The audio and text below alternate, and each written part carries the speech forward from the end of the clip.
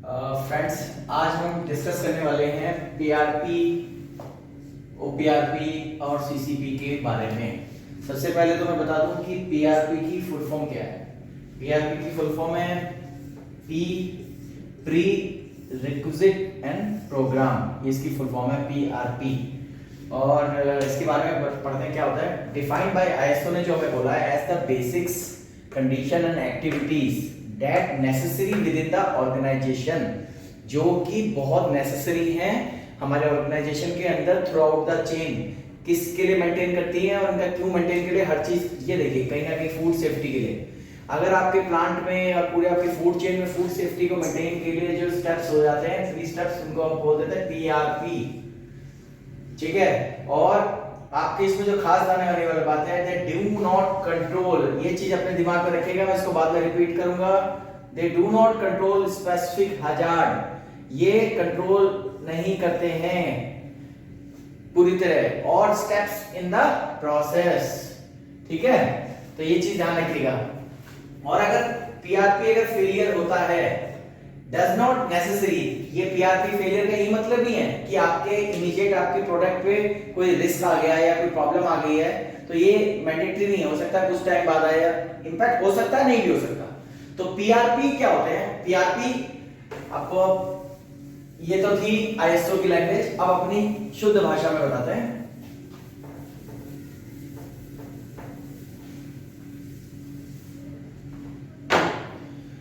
वो वर्क जो process start होने से पहले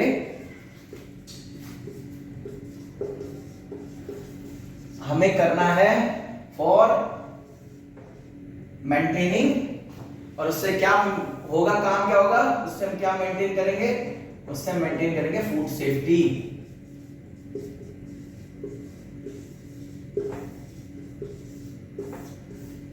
ऐसे कौन कौन से काम हैं जो हमारे प्रोडक्शन से पहले होने चाहिए, इसलिए इसका नाम प्री रिक्विजिट प्रोग्राम है। तो अब आपके दिमाग में आना चाहिए कि प्रोडक्शन स्टार्ट होने से पहले क्या क्या चीजें हमारी होनी चाहिए, जिससे हमारा और प्रोडक्शन जब चले तो हमें कोई प्रॉब्लम ना आए, कोई दिक्कत ना आए, हम क्या क्या चीजें कर सकते हैं। तो मेरे दिमाग में कुछ चीजें जो सबसे पहले हिट कर रही हैं मैं लिख देता हूं इसके, जैसे कि सैनिटाइजेशन, क्लीनिंग, ये सब प्री स्टेप्स है बेसिकली, जो सबसे पहले मेरे दिमाग में हिट करी।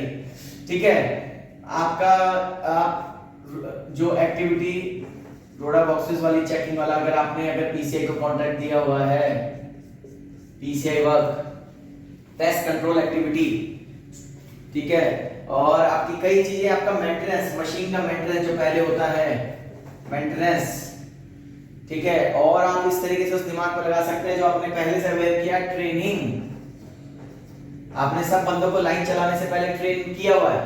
ये सब एग्जांपल्स भी हैं और ये हमें ध्यान भी देने हैं, यही पीआरपीज भी बनते हैं आगे जाके। ये सब पीआरपी के एग्जांपल हैं। और आप क्या दिमाग लगा सकते हैं कि हमें क्या हो सकता है, किन किन चीजों पे फोकस कर सकते हैं, जैसे कि एलर्जन, इस पे वक्त पहले होना है आपका। एलर्जन के बाद आप बोल सकते हैं और किस तरीके से प्लांट से रिलेटेड आपकी जो, जैसे व्हीकल आ रहा है उसका control, vehicle checking,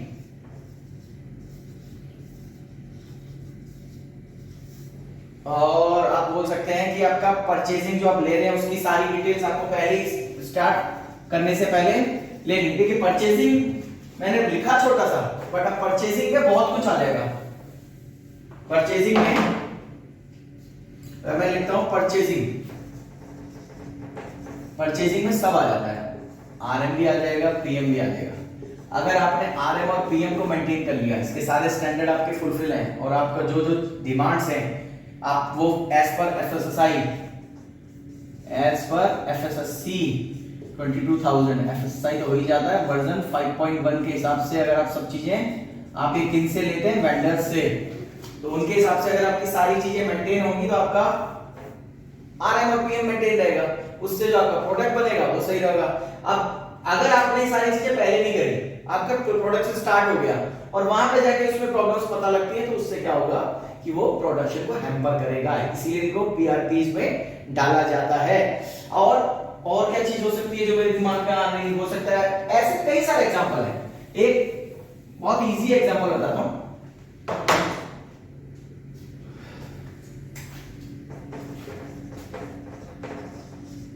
personal hygiene.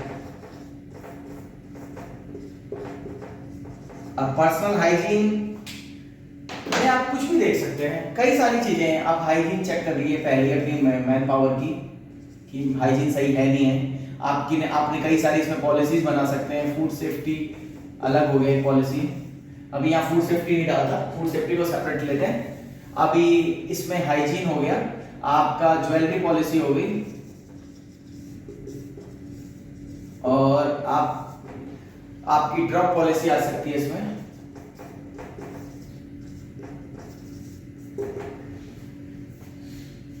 कई सारी पॉलिसी, मतलब पर्सनल हाइजीन आपको पूरी प्लांट में आपको मेंटेन करनी है पहले, प्रोडक्शन स्टार्ट होने से पहले।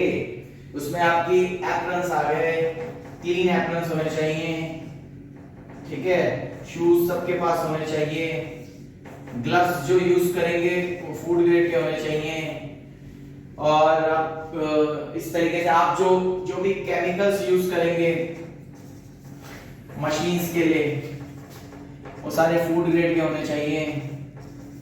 केमिकल इन दिस इज और तो कहीं आप यूज कर नहीं सकते। जो आपका ग्रीस यूज करते हो, ग्रीस जो आप यूज करते हो कई बार मशीन्स पे, मेंटेनेंस पे, तो वो सब फूड ग्रेड का होना चाहिए। ये सब क्या है? These are PRPs. तो पीआरपी को समझने का बहुत इजी तरीका है। पीआरपी वो एक्टिविटीज, वो प्रोसेस होता है जो कि प्रोडक्ट स्टार्ट होने से पहले ही लगभग हम पूरी तरह करते हैं। और ये किस चीज में हेल्प करता है? फूड की सेफ्टी के रिस्क को कंट्रोल करने में हेल्प करता है। मैं नहीं कहता पूरी तरह रिस्क हटा देगा, दैट्स नॉट श्योर, क्योंकि ये पीआरपी इसीलिए इसमें डाला जाता है। ये सब जो मैंने आपको बताया, दीज आर द एग्जांपल्स।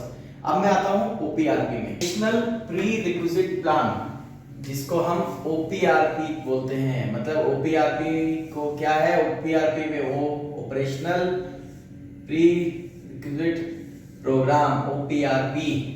और ये मतलब से ही सब नाम से समझ में आ रहा है, ऑपरेशनल। तो ड्यूरिंग ऑपरेशन चीजें जो होंगी पीआरपी, हम उसको एक शॉर्ट में अपनी उसके लिए बोल सकते हैं operational prerequisite programme.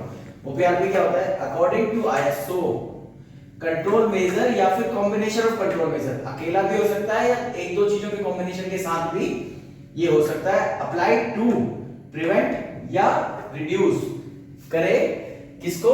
Food safety hazard को। कब तक? N acceptable level.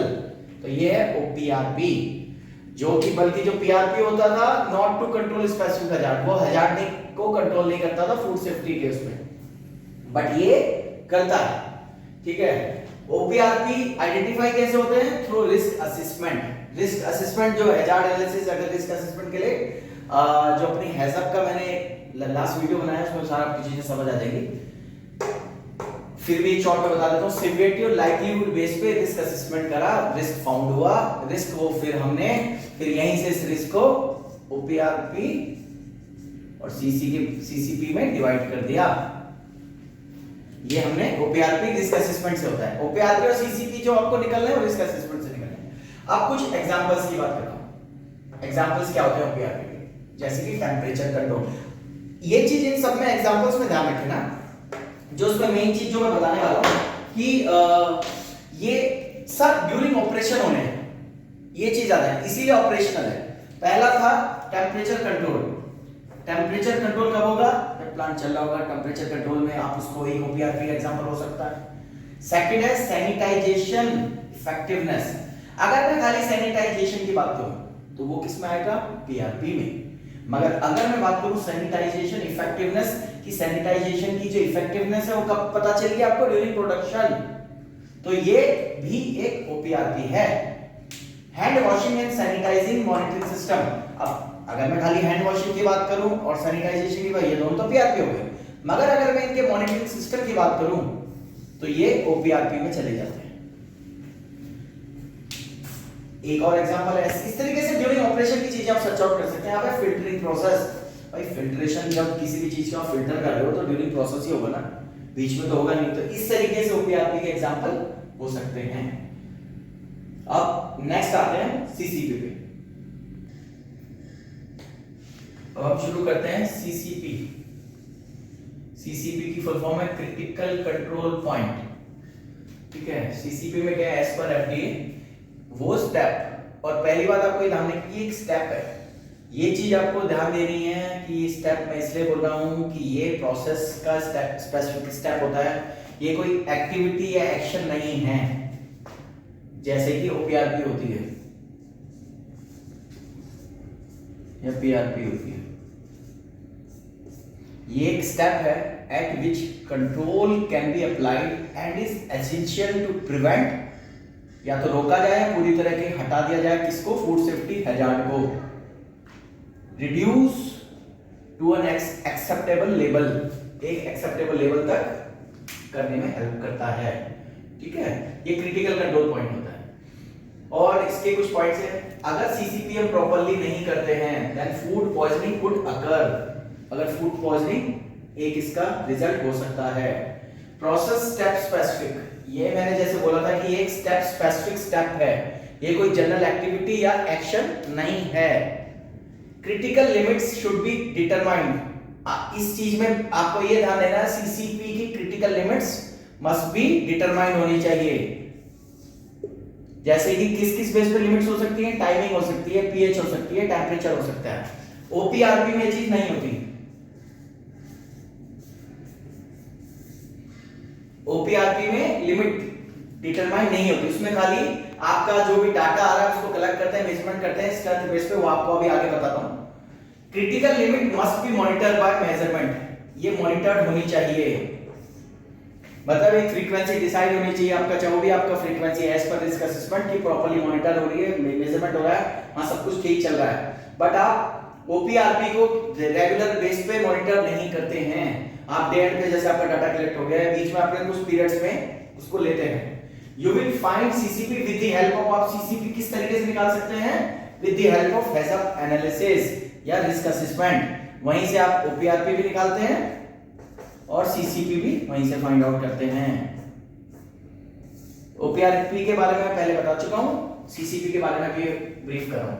अब इसके बाद मैं आता हूं एक एग्जांपल पे, जैसे कि एक मैं प्रोसेस के बारे में आपको एक स्टेप उठाता हूं जिससे आपको प्रॉपर्ली क्लियर हो जाएगा कि ओपीआरपी और सीसीपी में डिफरेंस क्या होता है, क्योंकि दोनों ही रिस्क असेसमेंट से मिलने हैं, वो भी रिस्क असेसमेंट से फाइंड आउट होगा और सीसीपी भी रिस्क असेसमेंट से फाइंड आउट होगा।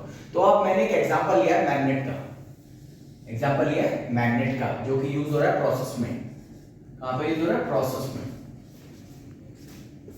ठीक है, ये कुछ भी किसी भी वे में यूज हो सकता है यहां से आप पास करा रहे हो, यहां पे कुछ फिल्टर में डाल रखा हो या आपने कहीं अलग वे में यूज कर रहे हो, ये डिपेंड करता है आपके प्रोसेस के ऊपर। तो ये जो यूज ऑफ मैग्नेट है, the use of magnet to remove metal particle, ये क्या काम कर रहा है, मेटल पार्टिकल को रिमूव करने का काम कर रहा है। और इसके बाद एक स्टेप और है जो कि है मेटल डिटेक्शन। अगर आपका इस स्टेप के बाद भी फर्दर कोई आप मेटल डिटेक्टर यूज हो रहा है, और ये खाली ये भी काम रिमूव करने का ही कर रहा है मेटल पार्टिकल, मगर आपने एक लास्ट स्टेप में फिर से मेटल डिटेक्टर डाला हुआ है, तो ये मेटल डिटेक्टर जो एंड पॉइंट पे बिल्कुल होगा तो वो बन जाता है सीसीपी, और इस वाले को आप बना सकते हैं ओपीआरपी, क्योंकि ये पहले था।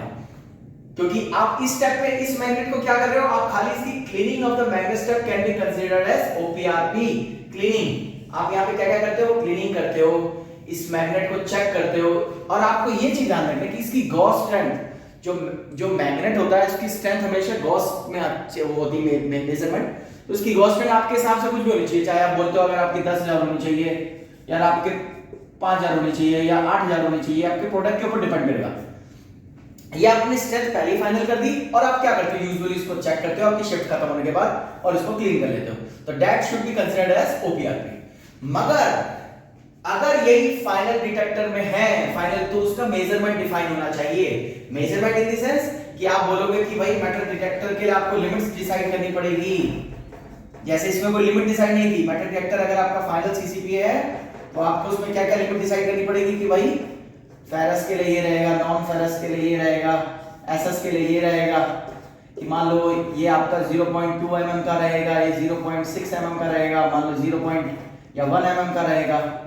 ये आपको अपने प्रोडक्ट के हिसाब से देखना पड़ेगा कि जो आपका रिस्क असेसमेंट बेस पे ये सब वैल्यूज आपकी बनती है। ये मैंने आपको एक एग्जांपल दिया। ओपीआरपी में क्या होता है, reduce the level of hazard, ये लेवल ऑफ जो हैजार्ड है उसको कम तो कर देता है, but it's failure couldn't cause unsafe product, कि अगर ये फेल भी हो जाता है तो हम ये नहीं बोल सकते हमारा प्रोडक्ट अनसेफ प्रोडक्ट है, क्योंकि इसके बाद आपके पास दूसरा स्टेप भी है जो है मेटल डिटेक्टर। तो ये दोनों में डिफरेंस आपको समझना पड़ेगा ओपीआरपी और सीसीपी में। अगर आप उसको फर्दर प्रोसेस में आप खाली एक ही प्रोसेस में यूज कर रहे हो तो मैग्नेट फॉर्म में आपका ओपीआरपी में जा सकता है, बट अगर वो एक स्टेप बन जाएगा तो वो सीसीपी बन जाएगा। ये दोनों में डिफरेंस बहुत इंपॉर्टेंट है जो कि आपको समझना पड़ेगा सीसीपी और ओपीआरपी में।